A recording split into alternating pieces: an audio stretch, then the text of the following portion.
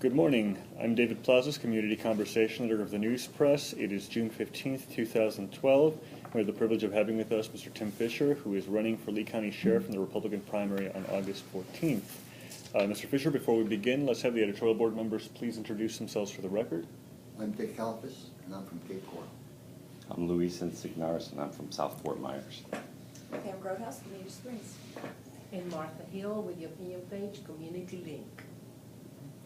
Mr. Fisher, tell us, why are you running for this office? I'm running for this office more for the fact that it has become more political than it needs to be. This is a law enforcement agency, and because it's a law enforcement agency, I believe we need someone who has the most amount of experience as a law enforcement officer to lead this agency. Right now, crime in Lee County is up, though we're being told by the current sheriff that crime is down. Nothing could be further from the truth. Per the Florida Department of Law Enforcement statistics, crime is up nearly 5%. Homicides are up 29%. These are statistics from 2011. Homicides are up 29%, and thefts and burglaries are up almost 10%, a little over 9%. That being the case, crime is not going down. We need to get our crime under control. Our gangs are out of control in the fact that a lot of the manifestation of the crime is the common denominator is the gangs. That being the case, the shooting at the Edison Mall at Christmas time, that was gang affiliated. We need to get that under control. By God's grace, no innocent bystanders was killed in a melee of 40 to 50 rounds being shot into the mall. That's just an amazing event that nothing happened to harm innocent civilians. Those being the cases, we need a law enforcement officer. I am the most trained and the most ready and prepared to go ahead and to take the helm as Lee County Sheriff. I'm more prepared by 4 or 5 times over than what Mike Scott ever was to be the Lee County Sheriff. Tell us, excuse me, tell us a little bit more about why you would be a better sheriff than Mike Scott. He's been there for 8 years. He has a record. He won in re-election by a tremendous amount, 75% in the general election of 2008. Differentiate yourself. Make your argument as to why you would be a better sheriff. Because of that experience that I have, that training, right now he has deputies and his subordinates are rebelling against him to the fact that was mentioned by the chief deputy, his second in command, said that the deputies are rebelling against this administration. What a sad commentary on a leader that he knows that his deputies are rebelling against him, but he doesn't know how to fix it because he was never prepared to be that leader. He was never a supervisor. He didn't even pass the sergeant's test. So we are getting all that Michael Scott can possibly give us. That's what we're getting. We need to have a leader, someone who can say, I've done that. I've earned the right. I have the experience in this arena. Let me show you how to work through that. He can't do it. I can. How would you fix the situation if the deputies are revolting? Because right now, the issue that we're seeing right now is the whole bonus issue with the unions. The sheriff has said that because of collective bargaining, those deputies and corporals and sergeants who are in the union may not get a bonus until collective bargaining is set. And the other issue, too, is that it appears, at least according to the sheriff, that the sergeants' union is going to work to decertify itself. I think there's a vote coming up soon. Tell us a little bit about that, your perspective on that. I think what is happening right now is the key is on the word bonus and the fact that I believe that the sheriff is presenting it to a point where he wants everybody to think it's all about money. It's not about money. In fact, nothing could be further from the truth. But right now, statistically, the deputies are 23% lower than agencies around us on pay, such as Fort Myers, Cape Coral, and the likes. They also went to Pinellas and pulled the records for Pinellas. A starting deputy is at $35,300, actually $35,295. That is less, $3,000 less than a teacher, a starting teacher. That's less than a DCF worker as an investigator.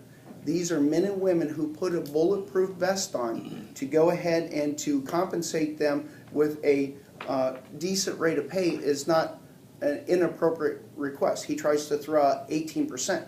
Well, if he's saying that the deputies are asking for 18% when they're 23% down, that's not an unreasonable request. The money is what he keys on. Let's key in on the fairness. The fairness is that Michael Scott has got his deputies that are revolting against him. That should say an awful lot about his leadership. Right now, they know the money's not there. It's not rocket science. We can see our economy, but we can do things like make a fairer process for discipline. When you have one captain who lies in the agency and is fired, you have a major who lies in the agency, the sheriff admits that under oath, under testimony, of which I have. When you have that occur and he chooses not to fire him and chooses to actually demote him from a major to a captain, how is that fair? If you're doing that in the higher ranks, such as a captain, then what do you think the deputy's response is going to be to that? So they're simply asking, excuse me, the culmination of the unions as a whole, we know, went back to the early 1900s and the industrial, where we had owners of businesses were taking advantage of their workforce, so they unionized to go ahead and to make a more harmonious outcome. If the team is on the same goal, and that is that we are after the suppression of crime. So if the sheriff is after the suppression of crime, if the deputies are after the suppression of crime, there's a middle ground and there's a harmony. That's what they want to see. If we have a promotional matrix where the deputies know, okay, when I start here, this is what a promotional matrix is for me to get to sergeant. They can start looking and make whatever decisions for themselves to start working to that process. If they know that there's a goal and a checkered flag because they meet that criteria, then they have a chance to get promoted to sergeant, if that's what they want to do. But when you have to think that it's a good old boy system and it's a matter of who you know and who you kiss up to, that's very demoralizing, because people don't think that they can get there on their own accomplishments, their own achievements. That is an issue. Also, something as simple as a step plan, where some deputies just want to be a deputy. That's all they want to be. Perfect, perfect. That's a team. That's a body concept. Some people are good at just working the road. Some people are good at narcotics. Some people are good in training. Some people are good in traffic. That being the case, that makes a team. But if someone's good at being on the road, and that's all they want to do is just help people, get the 911 calls and go and help people, that's all they want to do, then there should be a step plan so they can see and they can project down the road where they might be in their career, because they choose to do a career path staying on the road as compared to getting promoted. Those are the kinds of things that affect morale, and that's where we're at. The deputies simply want to be heard. They want a fair table. That's what we all want in life. Their requests are not inappropriate. As far as the bonuses, he makes reference to the bonuses. A benevolent leader who knows that his agency is fractured, what I would do if I was him is I would have said, guys, I'm giving you a bonus. I'm giving it to you. I don't care whether you want it or not. I'm giving it to you because that's what I want to do. I want to provide for your needs. I know that as a whole, we're all hurting. This is a bonus that I've looked at the budget and I believe that I'm capable to do this, so I'm going to give it to you. I'm not going to fight. I'm not going to negotiate. I'm a benevolent leader. I'm going to give it to you. You would have diffused how much of the hostility and anger within just by doing that. That's what I would do if I was the leader. But then again,